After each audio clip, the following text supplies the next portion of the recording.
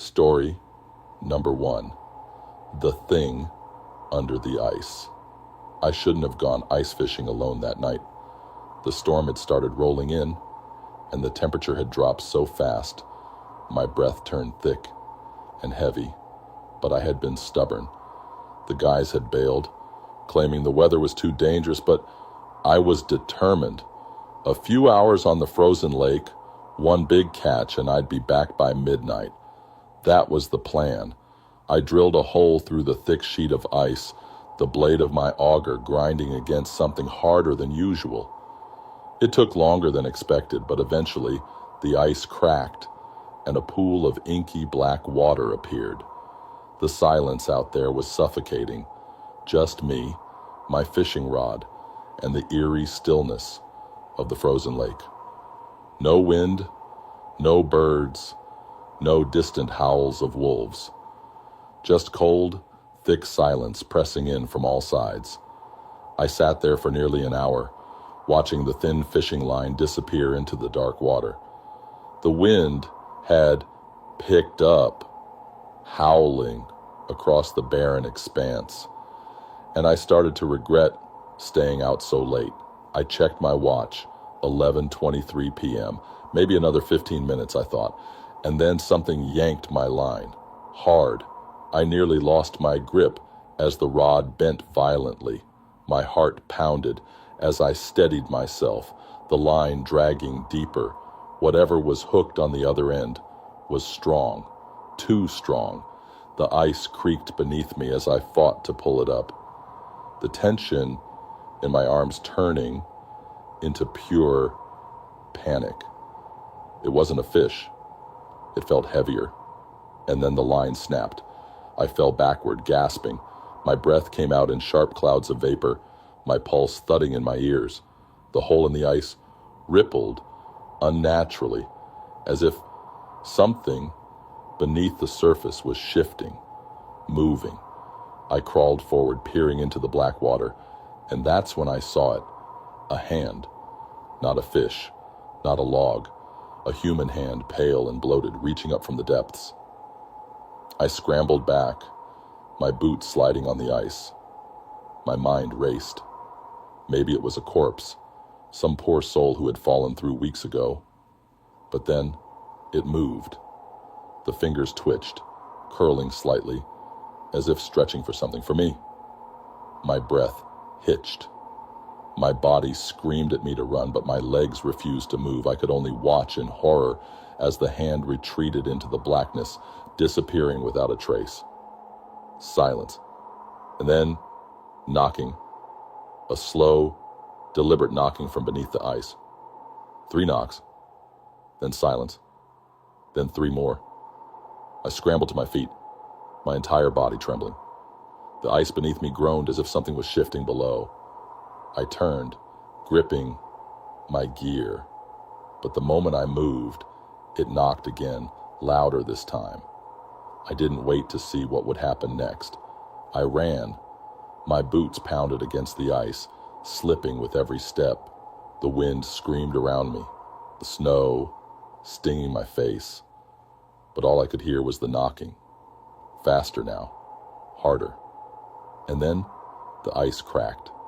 It split open with a deafening roar, sending jagged lines racing across the lake. I barely managed to stop myself from falling in, my breath coming in ragged gasps. My truck was parked at the edge of the lake, just a few hundred feet away. I just had to make it there. I forced my legs to move, ignoring the way the ice beneath me pulsed as if something beneath it was breathing. I reached my truck and fumbled with my keys, my hands shaking too much to get the door open. I risked a glance back at the lake. The hole where I had been fishing had grown.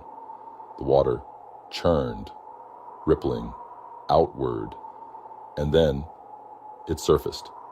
At first I thought it was a person, a head, pushing up through the broken ice. But then I saw the eyes, pale, milky, locked onto me with an unnatural intensity.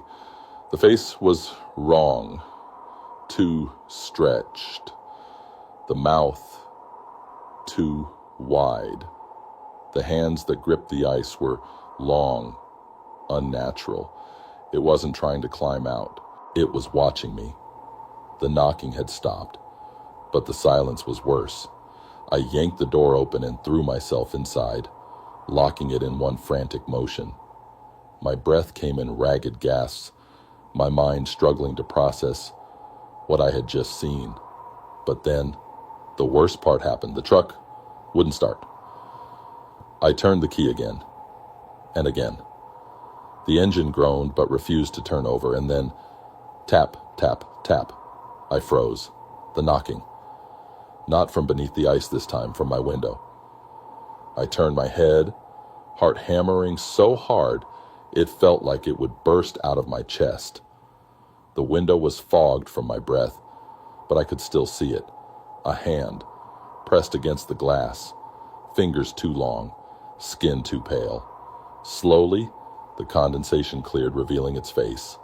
That horrible, stretched face. It was grinning.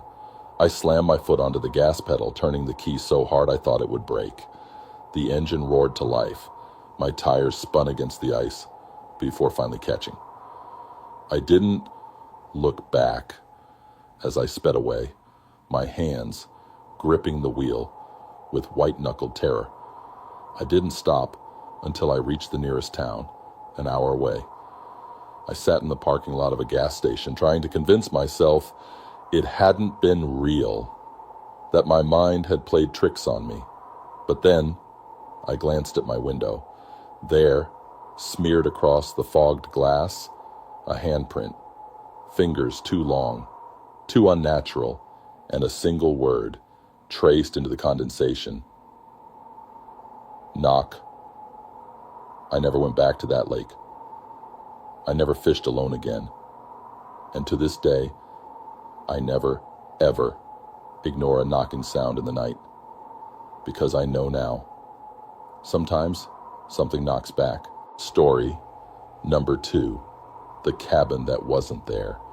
The storm came out of nowhere. 1 minute, the night was calm, the sky a vast black emptiness above the snow-covered trail. The next, the wind howled through the trees like a wounded animal, thick flurries of snow whipping against my face, blinding me. I couldn't see the path anymore. I couldn't see anything, just white, endless white. I wasn't supposed to be out this late. The hike had taken longer than expected, and by the time I realized I should turn back, the snowfall had swallowed my footprints. My phone was useless. No signal. Battery draining faster than it should. The cold clawed at my skin, seeping through my layers, biting at my fingers, even through my gloves. If I didn't find shelter soon, I wouldn't make it through the night. Then, as if summoned from the void, I saw it. A cabin. The structure stood between the trees, barely visible through the blizzard. A warm, golden glow flickered through the windows. A thin wisp of smoke curling from the chimney. Relief crashed over me like a wave. I wasn't alone out here. Someone lived here. Someone who could help. I stumbled toward the cabin, legs numb, breath ragged. My boots crunched over fresh snow as I approached the porch. The door was solid wood, old but sturdy. I hesitated, lifting my fist to knock, but something made me stop. The door was already open, just a crack. Warm air leaked from the gap, carrying the scent of burning wood and something faintly sweet, like cinnamon. I pushed the door open and stepped inside. The interior was simple. Wooden walls, a fireplace crackling with life, a small table set for one. A pot simmered on the stove, releasing a faint trail of steam. It felt untouched, like someone had just stepped out for a moment and would be back any second. Hello? My voice felt too small for the space, too uncertain. No answer. I should have questioned it more. The fact that in the middle of nowhere a cabin stood waiting, warm and ready as if it had been expecting me, but I was too cold, too exhausted to care. I shut the door behind me, pulled off my gloves, and let the fire thaw the numbness in my hands. That's when I noticed them. The footprints, not mine. They led from the front door to the fireplace and stopped. Just stopped. No return prints, no indication that someone had left. I turned, scanning the room. The air had changed. The warmth that had felt comforting now pressed in too thickly, the silence stretching into something unnatural. I felt a prickling at the back of my neck, a deep sinking sensation in my stomach. I wasn't alone. Slowly I moved toward the table. The single plate of food was still warm, steam rising off of it in lazy tendrils. I touched the chair. It was warm too, as if someone had just been sitting there. Then I heard it, a soft creak from the floorboards above me. I looked up. The cabin had a loft, a shadowy space just above where I stood. The wooden railing blocked most of the view, but I could make out the edge of a bed. The blankets rumpled. Another creak, slow, deliberate. I wasn't sure if I was breathing anymore. My pulse pounded in my ears as I stepped back toward the door, every instinct screaming at me to leave. And then the whisper came, right behind me. "You shouldn't be here." I spun around so fast, I nearly tripped over the chair, but no one was there. The air behind me was empty, yet I could still feel it. The presence, the weight of unseen eyes crawling over me. The fire flickered violently, casting wild shadows across the walls. The warmth in the room became suffocating, pressing against my skin like something alive. I bolted for the door, gripping the handle so hard my knuckles turned white. It wouldn't open. I twisted the knob, yanked at it, with every ounce of strength I had, but it wouldn't budge. It was like the door had fused into the frame, trapping me inside. My breath came fast, ragged. Then, footsteps, not upstairs this time, right behind me. I turned, slowly, my heart hammering so hard I thought my ribs might crack under the pressure. There was no one there, but the chair was pulled out now, the one at the table, and the plate, empty. I didn't hear chewing. I didn't hear movement. But whatever had been sitting there had finished its meal. The whisper came again, so close it felt like it was inside my head. "You shouldn't have come." The room shifted. The walls stretched taller. The fireplace twisted like a living thing. The shadows deepened into something thick, almost solid. The warmth turned to rot, the scent of burning wood replaced by something old and damp. The cabin was changing. I banged against the door, panic taking over. I didn't care if I broke the damn thing down. I had to get out. I slammed my shoulder into it once, twice, and then, suddenly, it flew open. I stumbled outside, gasping for air. The storm had stopped. The world outside was eerily still. The snow beneath my feet was untouched. No footprints, no signs that I had ever walked toward the cabin at all.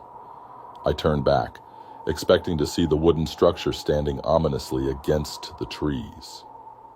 But there was nothing there. The cabin was gone, just an empty clearing. My breath fogged in the air as I took a slow step backward, then another. My head spun. I had been inside. I had touched the chair, felt the fire, heard the whispers, but the cabin had never been there. Then, just as I turned to leave, I saw them. Footprints, leading away from where the cabin should have been, not mine, fresh, leading directly toward me. I ran. I didn't stop until I saw my truck, until I was inside, until the engine roared to life, and I was speeding away from that place. I never told anyone what happened. I never went back. But sometimes, on winter nights, when the snow falls heavy and the world is silent, I still hear it. The whisper, "You shouldn't have come," Story number 3. The Screaming Snowman.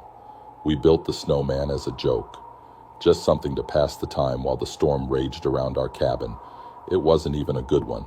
Lopsided, too thin in the middle, with a crooked grin made from sticks we found nearby.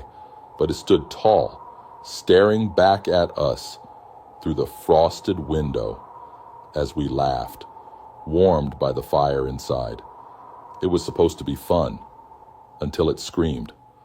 At first, I thought it was the wind. The storm had picked up, howling through the trees, shaking the roof. But this sound was different, higher, sharper, human. It sliced through the night like a knife, long and agonizing. I felt it in my bones. We fell silent, all three of us, me, Eric, and Daniel, staring at each other with wide eyes. No one moved. The fire crackled. The wind moaned. Then, another scream, even louder, echoing across the frozen lake outside. Eric swallowed hard. Was that? Daniel shook his head, standing slowly. Probably an animal. But we all knew better. I stood, heart pounding, and pulled back the curtain. The snowman was still there, standing just outside the cabin, its black stone eyes fixed on the window. Its grin seemed wider. The twigs we'd used for its mouth had shifted, curling at the ends like something stretching, something moving. The wind had knocked some of the snow from its head, revealing something dark beneath. Not snow, not ice, something else. I stepped away from the window, my breath coming fast. We should knock it over. Daniel snorted. It's just a snowman. But I could see it in his face. He was trying to convince himself more than me. The third scream was right outside, loud, shattering, and it came from the snowman. The sound paralyzed me. I felt it wrap around my skull, piercing, raw. Eric stumbled backward, knocking over his chair, his hands over his ears. Daniel cursed under his breath. I thought. The scream didn't stop. It stretched into something unnatural, a long, guttural wail that made my vision blur. The window rattled. The glasses on the table shaking. I wanted to move, to run, but my body wouldn't obey. Then, silence. The air felt thick, too still, as if the world had paused. No wind, no fire crackling, just an unbearable pressing quiet. Then, a knock. Slow, deliberate, 3 times, on the window. None of us spoke. None of us breathed. Then came the whisper. Let me in. I grabbed Eric's arm, yanking him back as he inched toward the window. Daniel was frozen, his knuckles white against the table's edge. Another knock. The whisper came again, fainter, curling around the room like smoke. Let me in. I forced myself to look. The snowman was closer, right up against the cabin now, its jagged grin pressed against the glass, its twig arms raised, knocking. I felt sick. Eric backed away, shaking his head. That wasn't like that before. Daniel grabbed the poker from the fireplace, gripping it so tight his knuckles went pale. We knock it down. Now. I wanted to argue. I wanted to say we should stay inside, ignore it, pretend it didn't exist. But I couldn't, because I could still hear the whisper. And it was inside the cabin now. Daniel moved first. He threw open the door, stepping out into the cold, with the poker raised. The storm had calmed, snow falling in soft, thick flakes. Everything was too quiet, too empty. The moment he stepped onto the porch, the whisper stopped. The snowman stood still. I followed him hesitantly, my boots crunching over fresh snow. Eric stayed in the doorway, his breath visible in the freezing air. Daniel lifted the poker and swung.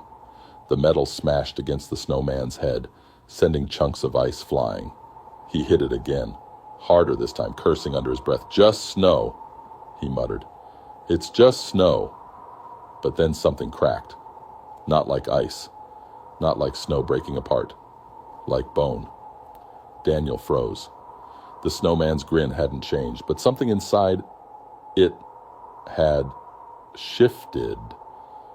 The wind picked up again, swirling around us, the cold suddenly unbearable. Then, movement. The snowman twitched. I saw it, just the slightest shift in its posture, a tilt of its head, but it moved. Daniel took a step back. Did you see? Then the scream came again, right in our faces. It burst from inside the snowman, ripping through the night like a wounded animal. Too loud, too close. I clapped my hands over my ears, but it did nothing.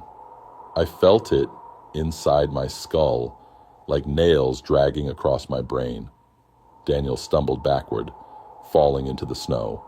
The snowman collapsed, not like snow falling apart, but like something inside it broke, like a body crumbling. Beneath the melting snow, I saw something black, something twisted. Fingers tangled in the ice. A mouth stretched too wide. Then it was gone. The whisper returned, curling through the trees, wrapping around us. You shouldn't have done that. The snow beneath Daniel sank. I grabbed his arm, yanking him up just as the ground collapsed. A hole, deep and dark, opening up where the snowman had stood. It swallowed the broken remains, dragging them down into the earth. We ran. Eric slammed the door shut behind us, locking it, bolting it, anything to keep whatever that was outside. The fire had nearly gone out. Our breath came fast, ragged. No one spoke. No one could. We waited. Minutes. Hours. Nothing happened. The storm returned, howling through the trees, covering any sign of what had happened. By morning, the clearing where the snowman had stood was untouched. No footprints, no broken pieces of ice. Just smooth, white snow. Daniel refused to talk about it. Eric didn't say a word. But that night, just before we went to sleep, I heard it. Software distant. A whisper. Let me in. Story number 4. Trapped in yesterday. The first thing I noticed when I woke up was the silence. Not the peaceful kind, but the kind that pressed against your ears, thick and unnatural, like the world itself had stopped moving. No wind against the cabin walls, no birds, no distant cracking of ice on the lake, just heavy, suffocating stillness. I sat up in my sleeping bag, blinking at the dim light filtering through the frosted window. Something felt wrong. I didn't know what. Not yet. But the air had that strange weight to it, like the calm before a storm. I glanced over at my phone, 7:42 a.m., battery at 83%. Strange, considering I had left it at 20% before sleeping.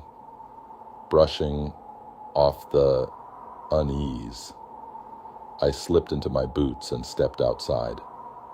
The snow crunched beneath my feet as I walked toward the frozen lake, the same path I had taken the day before. But something made me pause. My footprints were gone. It had snowed last night, I told myself. That's all. The fresh layer had covered them up. But as I looked around, I realized something else. The snow wasn't just undisturbed. It was exactly as it had been yesterday. The same small mountains, the same icicles hanging from the roof. I turned, my stomach tightening. There, in the distance, stood the same broken tree I had passed yesterday morning, its jagged branches reaching toward the sky. And at my feet, half buried in the snow, was the fishing rod I had left exactly where I had dropped it. A chill crawled up my spine, colder than the winter air. I had picked it up yesterday. I had taken it back inside.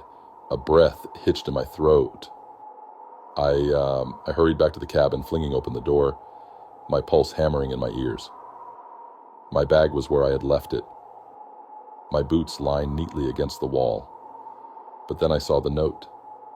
The same note I had written yesterday, still on the table, unmoved, unread. But I had taken it. I had crumpled it, stuffed it into my pocket before heading out. I fumbled in my jacket. My pockets were empty.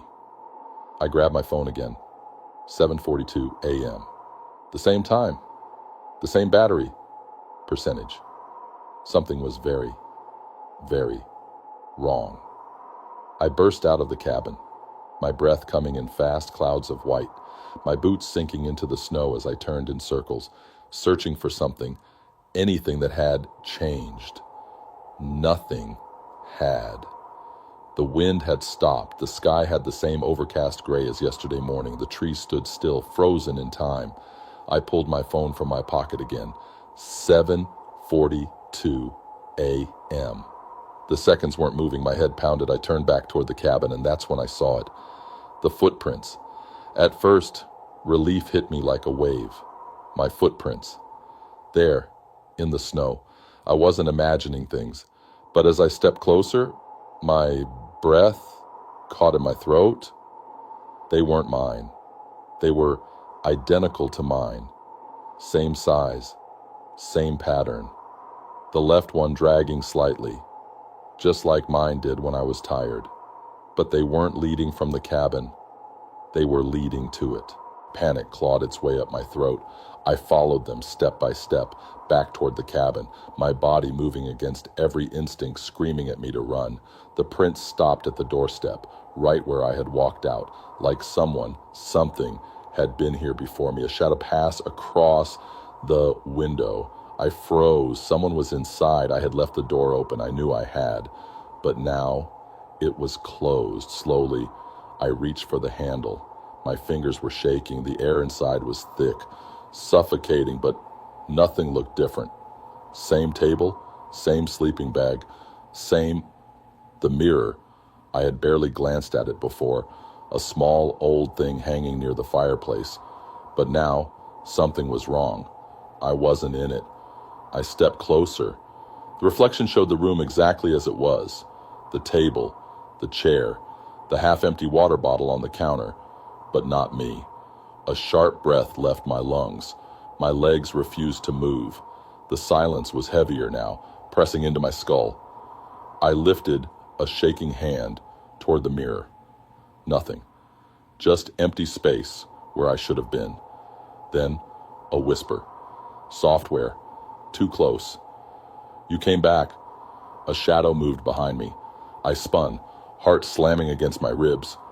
But there was nothing there. The door was still closed. The room was still empty. But the whisper hadn't come from outside. It had come from inside my head. I grabbed my bag, slung it over my shoulder, and bolted for the door. My hands fumbled at the latch, breath hitching. But as I threw it open, my body locked up. The outside world had reset. The footprints I had followed to the cabin, gone. The snow, smooth, untouched. The trees stood exactly as they had before. And then I saw them, more footprints, leading from the tree line, coming toward me. But this time, they weren't mine. They were bigger, closer, and then a voice. Not a whisper this time, not inside my head, right behind me. Fabre. I didn't turn around. I ran. I ran so fast my boots barely touched the ground. I didn't stop to check my phone. I didn't stop to look at the cabin. I ran until my lungs burned, until my legs screamed for me to stop. But the footsteps behind me never faded. They followed, matching my speed, never stopping. The road appeared ahead, barely visible through the haze of snow. My truck was there, engine still covered in frost. I yanked open the door, my frozen fingers fumbling with the keys. The moment I turned the ignition, I dared to look back. The cabin was gone. The forest stood still, untouched. No footprints, no path leading to where I'd been, no sign of the nightmare I had just escaped. But just before I sped away, I glanced at my phone one last time. The screen flickered. The time finally changed. 7:43 a.m. And then the battery drained to zero. The last thing I saw before the screen went black was a single notification. One new message. See you tomorrow. Story number 5. The snow angel that moved. We had been at the cabin for 3 days when my little cousin, Lily, made the snow angel. It was nothing unusual, just a 6-year-old having fun in the fresh snowfall. She giggled as she spread her arms and legs, shaping the figure beneath her before hopping up and admiring her work. "Look," she grinned, pointing proudly at the imprint. I laughed, ruffling her hair. Perfect. That was before it moved. The night was cold, bitterly so. The fire crackled in the cabin's hearth while the wind rattled against the windows. The others were asleep, but I couldn't. Something felt off, a kind of quiet that didn't belong in the middle of the woods. I pulled on my coat and stepped outside for some fresh air. And then I saw it. The snow angel was different. At first, I thought the wind had shifted it slightly, making the shape more distorted. But the more I stared, the more I realized. It hadn't just changed. It had moved. It wasn't where Lily had made it. It had shifted 2 feet closer to the cabin. A chill that had nothing to do with the cold ran down my spine. I scanned the ground for footprints, for any sign that someone or something had dragged themselves through the snow. Nothing. The angel was just there. I stepped back inside, locked the door, and convinced myself I was seeing things. Maybe I had remembered wrong. Maybe the snow had settled in an odd way. Maybe. The next morning, Lily squealed with delight. "Look, my angel moved." She was standing by the window, pointing outside. My stomach twisted. I walked over, dreading what I'd see. It had moved again. Closer. Lily ran out the door before I could stop her, hopping excitedly toward the imprint. I followed quickly, my boots crunching against the frozen ground. "Lily, wait." She stopped right at the edge, staring down at it with wide eyes. "It's different," she whispered. She was right. The shape had changed. The arms that had been stretched out before were now bent, like elbows digging into the snow. The legs, too, had shifted slightly, bent at the knees, as if something had tried to push itself up. I grabbed Lily's hand. "Inside. Now." She pouted, but I wasn't playing around.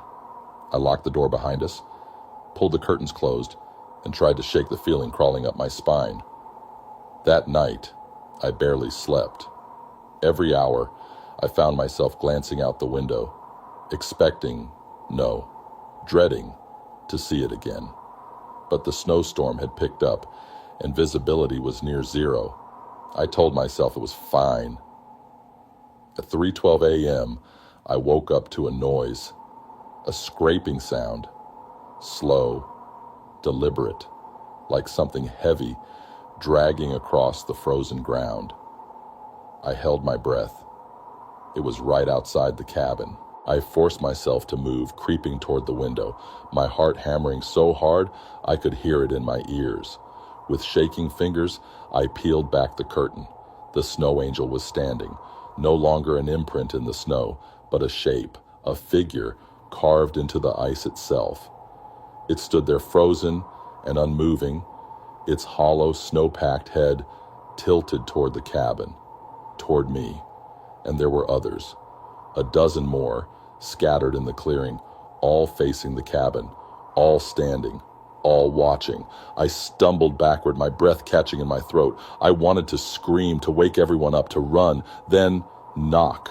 3 slow, deliberate knocks at the door. My knees nearly gave out. I turned, staring at the wooden entrance, my pulse thundering in my skull.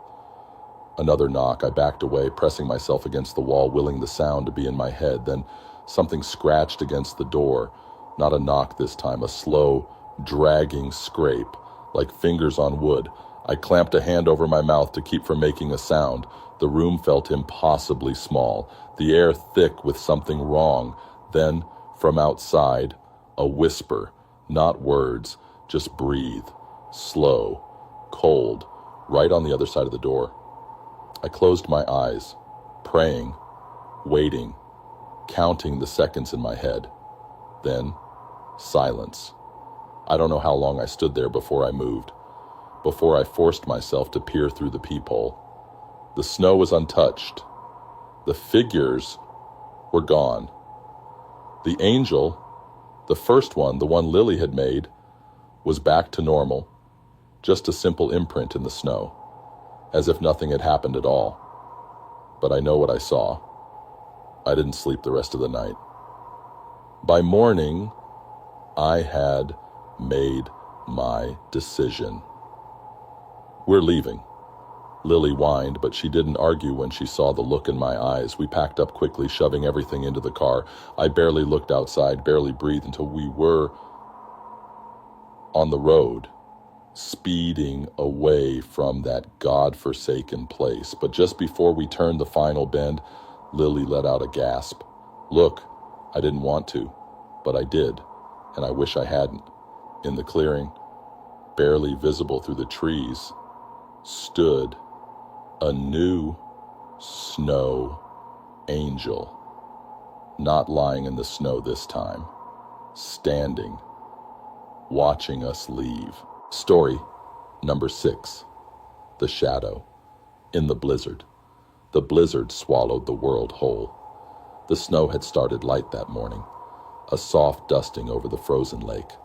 But by nightfall, it had turned violent. Wind howled through the trees, thick waves of white crashing against the cabin, burying the world in an endless, shifting fog. The power had gone out hours ago. The only light came from the flickering fireplace, casting trembling shadows against the wooden walls. I was alone. I had come up to the cabin for a few days of peace, away from the noise of the city. Just me, the woods, and the silence. But now, that silence felt suffocating. The storm had turned the familiar landscape into something alien. I could barely see past the window, just swirling snow and darkness stretching endlessly. Then, something moved. A shadow. It cut through the storm, shifting against the white haze outside. I froze. It was impossible to tell what it was. Just a dark smudge against the swirling snow. At first, I thought it was a trick of the wind, but then it moved again, closer. I stepped back from the window, my pulse hammering in my throat. No one should be out here. The nearest cabin was miles away. Even if someone had gotten lost, they wouldn't have made it through the storm. No tracks, no signs of a person struggling against the wind. But the shadow was still there, standing just beyond the tree line, watching. A gust of wind shook the cabin, rattling the walls. I exhaled shakily, trying to convince myself it was nothing. A trick of the light, a branch shifting in the storm, something normal. Then the knocking started. Slow, deliberate. 3 knocks. I swallowed hard, my body going rigid. The door was locked. The windows were closed. But the sound hadn't come from there. It had come from the back wall. I turned slowly, dread curling in my stomach. The knocks came again. 3 sharp raps against the wooden boards. The back wall of the cabin faced the woods. There was no porch, no path, just a drop-off into endless trees. I crept toward the sound, every nerve in my body screaming for me to stop. The wind howled, shaking the windows. My breath came in short, ragged bursts. Another knock. I pressed my ear against the wooden wall, heart hammering. The storm roared outside, a deafening force of nature, but beneath it, breathing, shallow, ragged, right on the other side of the wall. I stumbled back, knocking over the chair behind me. The fire crackled violently, the shadows stretching, shifting as if they were moving. I grabbed the fireplace poker, my fingers clenching around the cold metal, and then silence. The knocking stopped. The breathing vanished. I stood there for what felt like hours.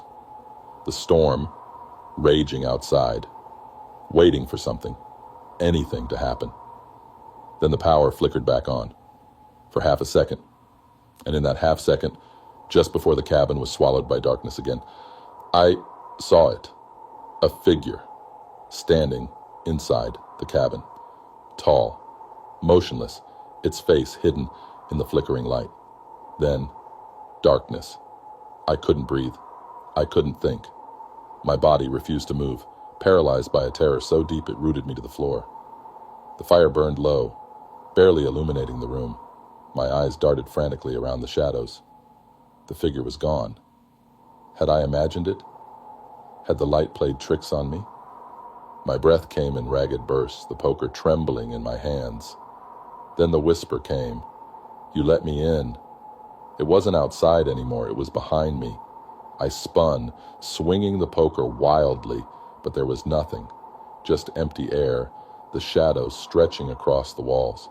My pulse pounded in my ears, my hands slick with sweat. Then the knocking started again, not from the back wall this time, from the ceiling, slow, deliberate, like fingers tapping against the wood. I bolted for the door. My hands fumbled with the lock, my breath ragged. The storm outside was brutal, but I didn't care. I had to get out.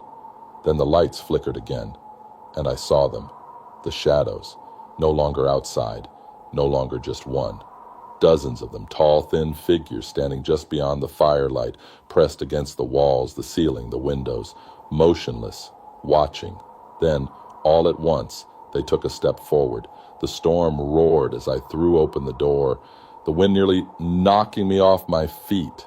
Snow blinded me, the freezing air stabbing my lungs as I stumbled into the night. I ran, my boots sinking into the snow, my body screaming for warmth. I didn't look back. I could feel them behind me, moving through the blizzard, silent, fast. The trees blurred past. As I sprinted toward my truck, my heart slamming against my ribs, I yanked the door open, my fingers so numb they barely worked. The engine sputtered, struggling against the cold. Then, in the rearview mirror, a face, pale, hollow, too wide, smiling. The truck roared to life. I hit the gas, my tires spinning, kicking up slush and ice as I tore down the snow-covered road. The cabin vanished into the storm, swallowed by the endless white. But the shadows, they followed. I don't know how long I drove. Hours, days, time blurred, my body numb, my mind barely holding on to sanity. When I finally reached the nearest town, I stumbled into a gas station, hands shaking, breath ragged. The attendant looked up, frowning. "You okay, man?" I tried to speak. Nothing came out. "You been out in that storm all night?" He shook his head. "Damn near froze yourself. Where you coming from?" I swallowed, forcing the words out. "Cabin, by the lake." He gave me a strange look. "There ain't no cabin by the lake." I stared at him, my body going cold all over again. "You sure, man?" he asked, raising an eyebrow. "That place burned down years ago. Some guy got trapped there during a storm. They never found his body." My pulse slowed. My skin prickled. I turned, glancing toward the window. The storm had passed. The snow had stopped.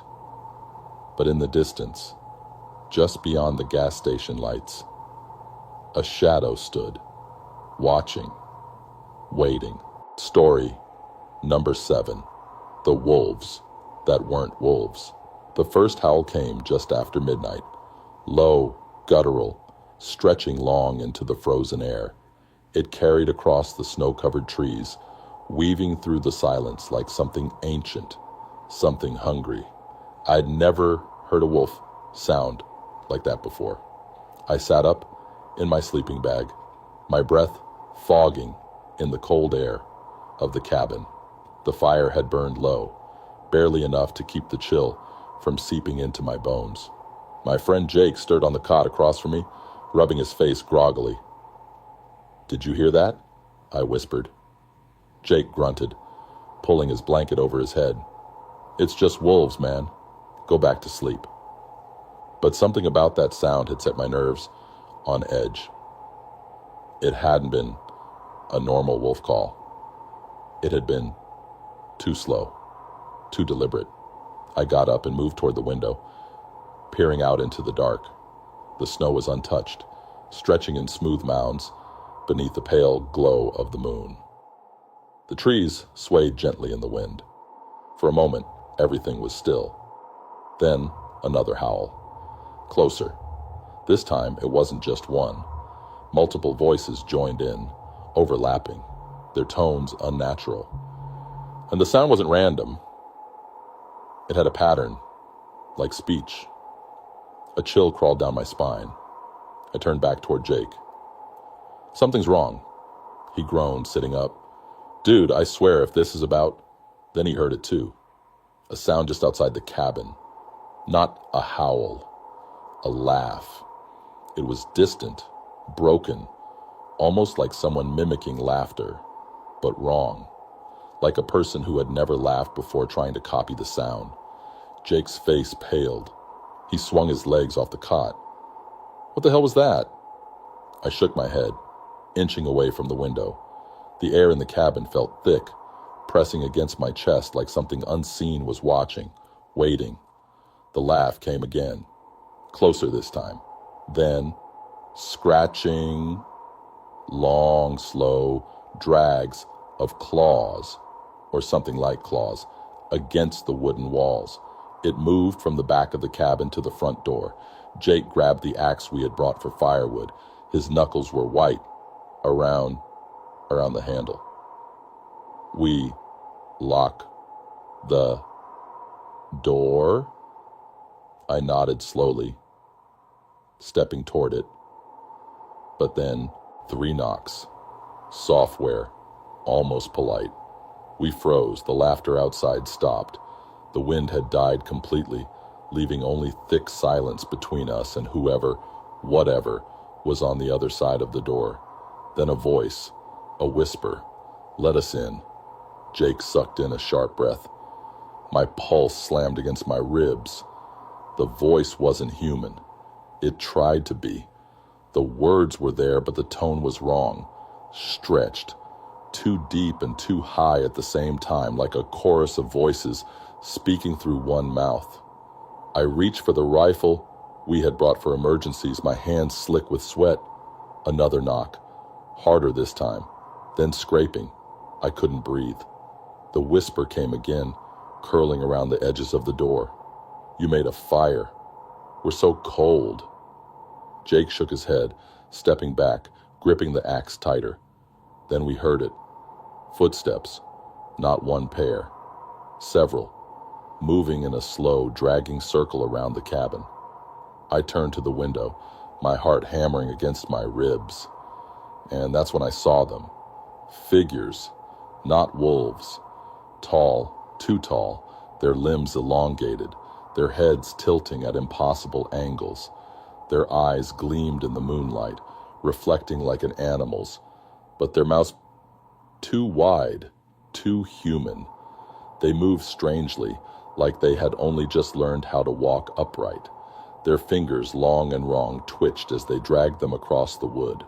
One of them crouched low, its face inches from the ground, staring at the cabin with unblinking hunger. Then, at the exact same time, they grinned. Jake grabbed my arm, yanking me away from the window. "We have to leave." I shook my head. No. If we open that door..." He motioned toward the back. "The snowmobiles. If we run now..." A loud thud cut him off. Something heavy had landed on the roof. We heard it crawl, slow, careful, then a long, deep inhale. It was sniffing. A voice, just above us. "I smell you." Jake's grip on the axe tightened. My stomach twisted. I fought the urge to vomit. Then, silence. I held my breath. The cabin door creaked slightly, the wood groaning under pressure. The thing on the roof shifted, its weight pressing down. Then, in a perfect copy of Jake's voice, mocking, amused, "We have to leave." Jake's face went white. I raised the rifle, aiming at the door, my hands shaking. The wind picked up again, rattling the cabin walls. A deep growl reverberated through the air, low and guttural, making my skin crawl. Then, the fire went out. Darkness swallowed the room whole. Something slammed against the cabin. The walls shook. The whispers multiplied, overlapping, surrounding us. Then, everything stopped. The wind, the sounds, the movement, nothing but silence. And then, footsteps, walking away. I didn't move, didn't breathe. Minutes passed, an eternity. Then Jake exhaled shakily. "Are they gone?" I didn't answer. I moved toward the window slowly, terrified of what I might see. My fingers trembled as I pulled back the curtain just an inch. Snow, trees, empty clearing. Gone. Relief flooded my chest. I let out a shaky breath, my shoulders slumping. Then I saw them, standing at the edge of the tree line, perfectly still, waiting, grinning. They hadn't left. They were letting us think they had, waiting for us to step outside, waiting for us to run. And I swear to God, they were still whispering. Story number 8, buried alive. I woke up to silence, not the peaceful kind, the wrong kind, the kind that pressed against my ears, thick and unnatural. No wind, no crackling fire, just an eerie, suffocating stillness. Something was wrong. I sat up in my sleeping bag, reaching for my phone. Dead. That didn't make sense. It had been at 60% when I went to sleep. I turned toward Jake and Eric, still curled in their sleeping bags on the cabin floor, their breathing slow and steady. At least they were fine. I rubbed my arms, trying to shake off the creeping chill in my bones. The air inside felt heavy, wrong, too still, too dense. I turned toward the window and froze. It was gone. The window, the door, the walls. Everything was white. Snow. We were buried. Panic surged through me. I turned, shaking Jake awake. "Get up. Now." He groaned, rubbing his eyes. "Dude, what?" Then he saw it. His face went pale. Eric woke next, mumbling something about the cold before his gaze landed on the walls. He shot up, scrambling back against the floor. "What the hell?" I didn't have an answer. Jake lunged for the door, shoving his shoulder against it. It didn't budge. He tried again, harder. Nothing. "Help me!" Eric and I joined him, ramming our weight into the wood. It didn't even creak. It was like pushing against solid stone. The realization sank in like ice in my gut. We weren't trapped in a cabin. We were trapped in a tomb. My breathing came faster. No air. That was the real problem. If we were buried, how much oxygen did we have left? A few hours? Less. The cabin wasn't airtight, but it wasn't meant to be a coffin either. Eric grabbed the fire poker and swung at the window, aiming for where the glass had been. The metal clanged against ice. No crack, no dent, just a dull, muffled thud. It wasn't normal snow. It was packed. Solid. Jake cursed under his breath, rubbing his hands through his hair. This doesn't make sense. How does this happen overnight? I didn't have an answer. But then, I heard it. A sound. Software shuffling. Above us.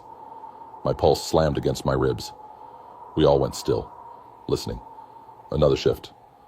A low, dragging scrape.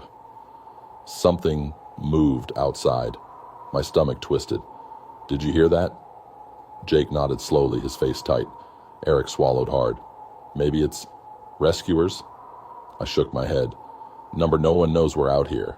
And even if they did, who shovels snow like that? The scraping sound returned. Closer this time. A long, slow drag right over the cabin roof. Then, knocking, not from the door, from above us. I squeezed my eyes shut, gripping the fire poker so hard my knuckles ached. Jake's breathing had gone shallow, his back pressed against the wall. 3 knocks. Then a pause. We were buried. Panic surged through me. I turned, shaking Jake awake. Get up. Now. He groaned, rubbing his eyes. Dude, what? Then he saw it. His face went pale. Eric woke next, mumbling something about the cold before his gaze landed on the walls. He shot up, scrambling back against the floor. What the hell? I didn't have an answer. Jake lunged for the door, shoving his shoulder against it. It didn't budge. He tried again, harder. Nothing. Help me! Eric and I joined him, ramming our weight into the wood. It didn't even creak. It was like pushing against solid stone. The realization sank in like ice in my gut. We weren't trapped in a cabin. We were trapped in a tomb. My breathing came faster. No air. That was the real problem. If we were buried, how much oxygen did we have left? A few hours? Less. The cabin wasn't airtight, but it wasn't meant to be a coffin either.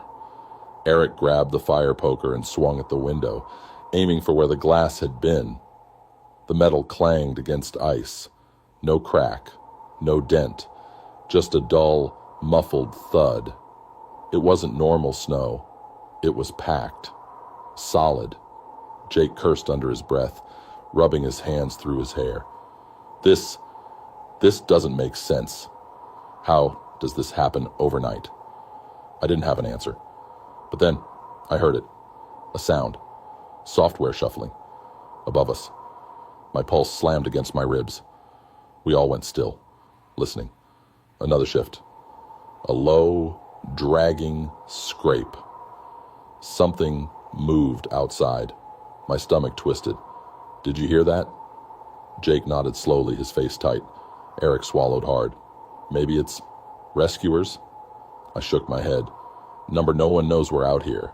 And even if they did, who shovels snow like that? The scraping sound returned. Closer this time. A long, slow drag right over the cabin roof. Then, knocking, not from the door, from above us. I squeezed my eyes shut, gripping the fire poker so hard my knuckles ached. Jake's breathing had gone shallow, his back pressed against the wall. 3 knocks. Then a pause. Story number 9. The frozen train. The train tracks stretched endlessly into the snow-covered wilderness, half buried beneath fresh ice, untouched for decades. No stations, no signs, just steel rails vanishing into the white void. I never should have followed them. The cabin was supposed to be a peaceful getaway, a weekend in the mountains, to clear my mind. I had gone out for a short walk before sunset, but the storm rolled in faster than I expected. The wind howled through the trees, and soon the path back to the cabin had vanished under thick snowfall. I was lost. Then I found the tracks. They ran straight, slicing through the forest like an old scar, rusted, brittle with ice, but still there, still waiting. I followed them, hoping they'd lead somewhere. A road, a town, anything. But after an hour of walking, the air grew strange, heavier. The cold seemed deeper here, the silence too perfect. Even the wind had died. It was just me, my breath, fogging, in the freezing air, and the endless stretch of metal vanishing into the white haze. Then I heard it, a distant rumble. At first I thought it was thunder, but it was too steady, too rhythmic. A train. I froze. My mind struggled to make sense of it. These tracks were abandoned, had been for years. No working station for miles, no town to connect to. Yet, the sound grew louder. The ground shook, ice cracked along the rails. And, through the blizzard, I saw them. Headlights, piercing through the white void, glowing too bright, too cold. A train, massive, blackened with time, racing straight toward me. I stumbled back, panic gripping my chest. It should have slowed, should have blown its horn, but it didn't. It tore through the storm, engines roaring, wheels screeching against frozen steel. And then I saw the windows. The passengers inside weren't normal. Their faces were twisted, locked in silent screams, hands pressed against the glass, eyes wide, bulging, staring right at me. Some were pale and frozen, others charred and broken. Their mouths moved, but no sound escaped. The train raced past me, a violent wind nearly knocking me off my feet. Snow and ice whipped at my face as the final car blurred past. Then, suddenly, silence. The train was gone. No fading echoes, no red taillights in the distance, just empty tracks stretching into the storm. I stood there, heart pounding, breath coming fast. The air felt wrong, thick with something unseen. Then, a whisper, software hollow, right behind me. Next departure, midnight. I spun, but there was no one there. Just endless snow. I needed to get out of there. I started running, following the tracks in the opposite direction. My boots crunched over the frozen ground, my breath sharp in the freezing air. But no matter how far I went, the landscape didn't change. No breaks in the trees, no sign of the cabin. Then I saw the footprints, not mine. Fresh ones leading alongside the tracks. But they didn't walk. They dragged, like something had crawled. I stopped cold. The wind picked up again, howling through the forest. My breath came in quick, short bursts as I followed the tracks with my eyes. And then I saw them. Figures, standing further down the line, not moving, not speaking, just watching me. They stood in the snow, tall and still, their outlines barely visible in the storm. No faces, just dark shapes against the endless white. Then, all at once, they started walking toward me. Slow at first, then faster. I turned and ran. The wind screamed around me. My boots slipped over ice. The storm grew thicker, the trees blurring. But I could hear them behind me, their footsteps crunching over the frozen ground. Then the rumble returned, louder this time, closer. I didn't dare look back. I ran, my lungs burning, the cold slicing at my skin. The sound of the train roared through the storm, but I couldn't see it, just the headlights glowing in the distance, growing brighter. Then, a whistle, long, sharp, echoing through the mountains, and suddenly, the ground vanished beneath me. I fell hard, snow swallowing me whole.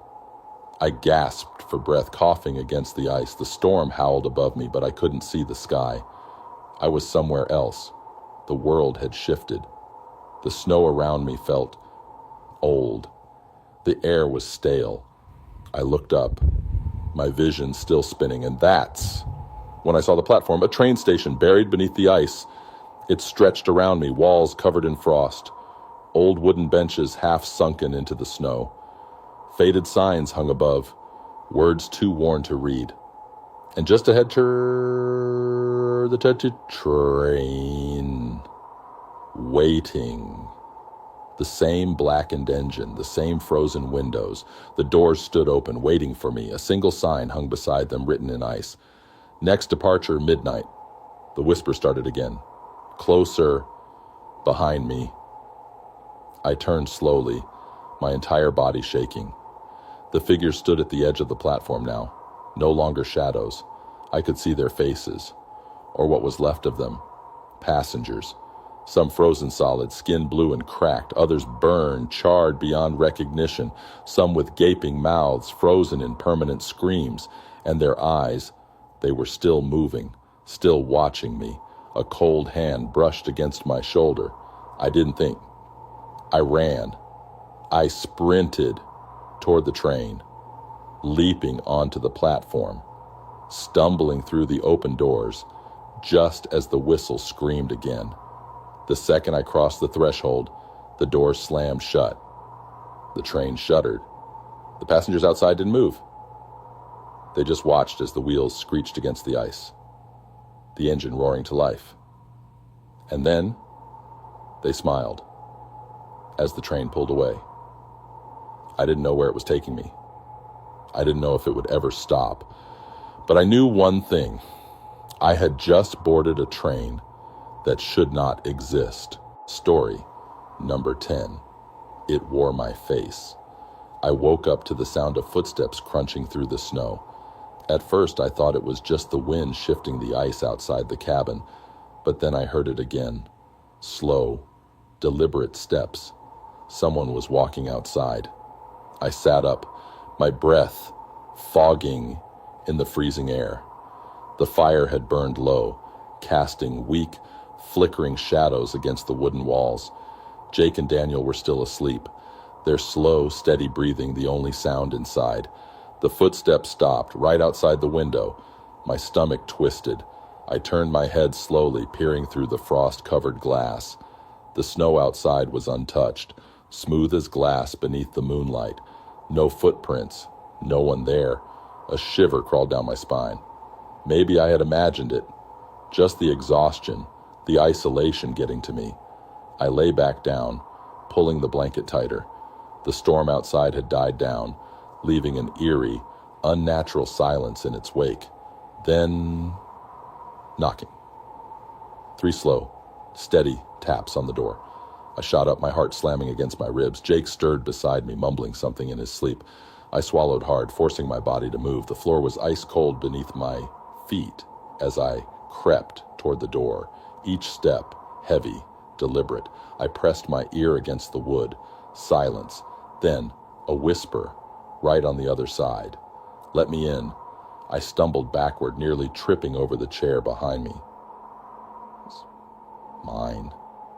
Panic surged through me, freezing me in place. The words had been too soft, almost teasing, but I had heard my own voice.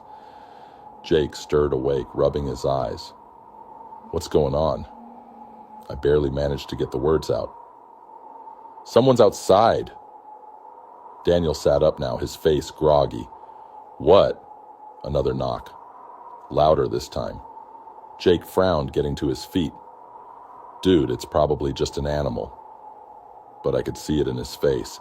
He didn't believe that either. Daniel grabbed the flashlight and moved toward the window.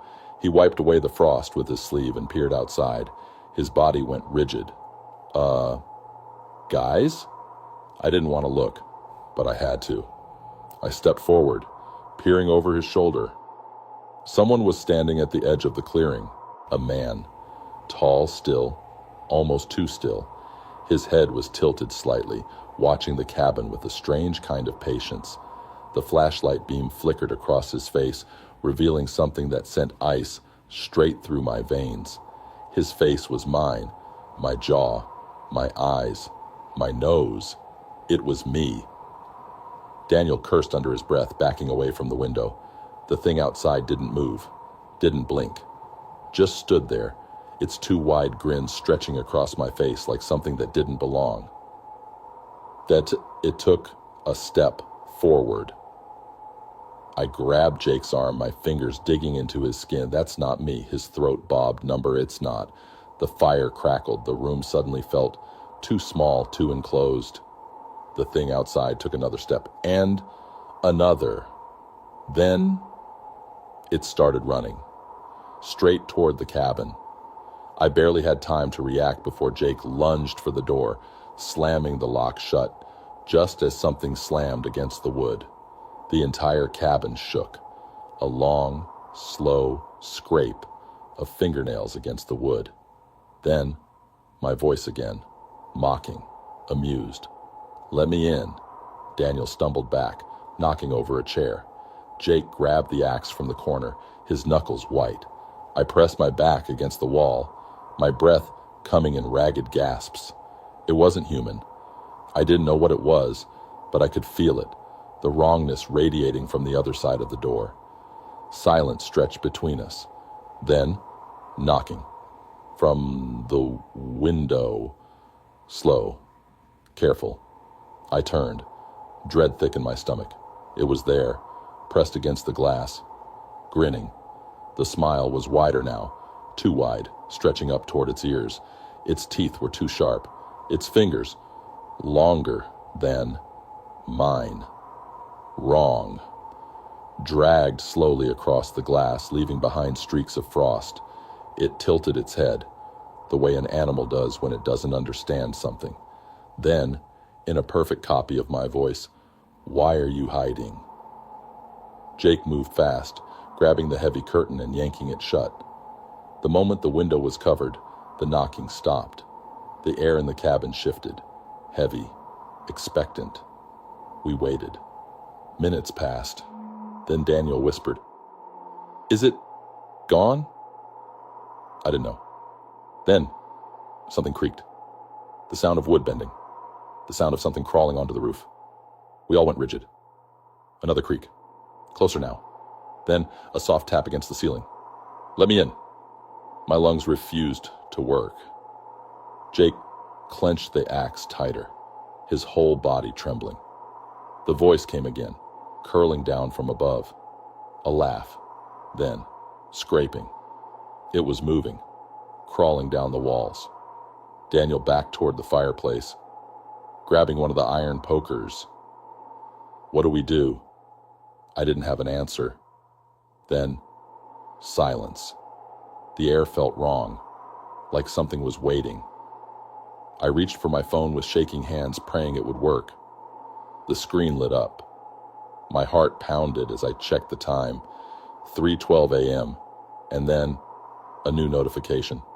A picture. I hesitated before opening it, my hands slick with sweat. It was us, inside the cabin, taken from outside the window. My stomach dropped. Jake saw it, too. That's not possible. The picture was time-stamped. 3 minutes ago. Then, the whispers came back. But this time, they were inside the cabin. Story number 11. Don't eat the snow. We had been at the cabin for 2 days when Eric made the joke. We were standing outside, watching the snow fall in thick, heavy flakes, turning everything into a vast, untouched sheet of white. It was beautiful in that eerie, silent way that only deep winter could be, the kind of quiet that made you feel like the world had been put on pause. Eric reached down, scooped a handful of snow, and grinned. "You ever hear that thing about yellow snow?" Jake rolled his eyes. "Yeah, don't eat it, obviously." Eric smirked, tossing the snow in the air. "Well, how about red snow?" I laughed, shaking my head. "What, like some horror movie thing?" He shrugged. "I don't know. Someone told me once, if you ever see red snow, don't eat it. Don't touch it. Just walk away." Jake snorted. "Why?" Eric hesitated, then shrugged. "They wouldn't say. Just don't eat the red snow. That's all they'd tell me." I rolled my eyes and turned back toward the cabin. That's the dumbest thing I've ever heard. That was before the snow actually turned red. That night, I woke up to a sound outside. At first, I thought it was the wind. The storm had picked up again, howling through the trees, rattling the window panes. But beneath it, something else. A soft, wet dripping. I sat up, blinking in the darkness. The fire had burned low, casting only weak shadows across the wooden walls. Jake and Eric were still asleep, buried under their blankets. Drip, drip, drip. The sound wasn't coming from inside, it was outside. I pulled on my jacket and boots, grabbed the flashlight, and stepped onto the porch. The cold hit me like a wall, sharp and biting. Snow crunched under my feet as I moved toward the steps, raising the flashlight toward the clearing. And that's when I saw it, a wide stain spreading across the fresh snow. Dark, wet, red. My stomach twisted. I took a step closer, the beam of my flashlight flickering against the crimson ice. It wasn't paint. It wasn't food coloring. It was soaked in. Then I saw the footprints leading into the clearing, but none leading out. I swallowed hard, scanning the tree line. The storm had buried most of the tracks, but I could still make out the dragging marks, like something had been pulled or had crawled. A sharp wind cut through the trees, making the branches creak like old bones. I turned back toward the cabin, my heart hammering. Then, movement. The snow shifted. Right at the edge of the red stain, I stopped breathing. A shape lay in the snow, barely visible beneath the fresh powder. At first I thought it was a deer, maybe a bear, but then it twitched. My fingers tightened around the flashlight. Hello? Silence. Then it moved again, slowly, painfully, like it had been waiting for me to see it. The shape rose. My stomach clenched as it unfolded itself from the ground. It was wrong. A body, too thin, too long, its limbs bending in ways they shouldn't. Its face, no, not a face. Just smooth, stretched skin, and its mouth, too wide. I took a step back, my pulse slamming in my ears. The thing swayed slightly, its head tilting, almost curious. Its fingers twitched, impossibly long, reaching toward me. Then, in a voice that wasn't mine, but tried to be, "Don't eat the snow." My blood turned to ice. It took a step forward. I ran. I didn't stop until I reached the cabin, slamming the door behind me, locking it with shaking hands. My breath came in ragged gasps, my body numb from the cold. Jake sat up, groggily. "Dude, what?" I cut him off, my voice barely a whisper. "There's something outside." Eric groaned. "Seriously?" Again. I didn't answer, because I could still hear it. Outside the cabin. Close. A whisper. Software amused. "Don't eat the snow." Jake and Eric froze. Then, knocking. Not from the door. From every window. Jake grabbed the axe. Eric lunged for the fire poker. My hands clenched into fists. The whispers multiplied. "Don't eat the snow. Don't eat the snow. Don't eat the snow."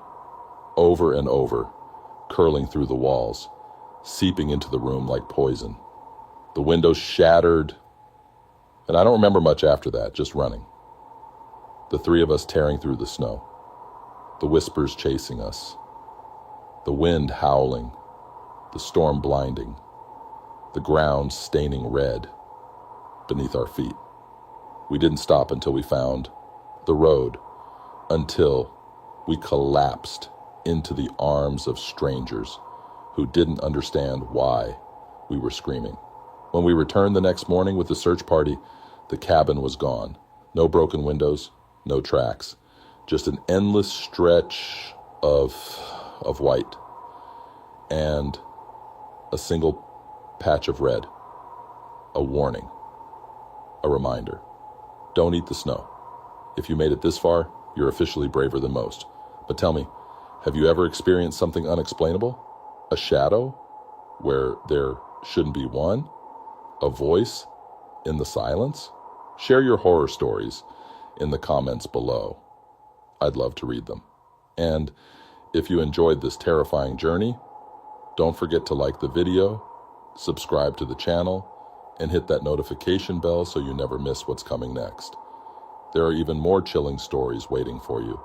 Click on the videos appearing on your screen now. If you dare, stay safe, stay warm, and whatever you do, don't look behind you.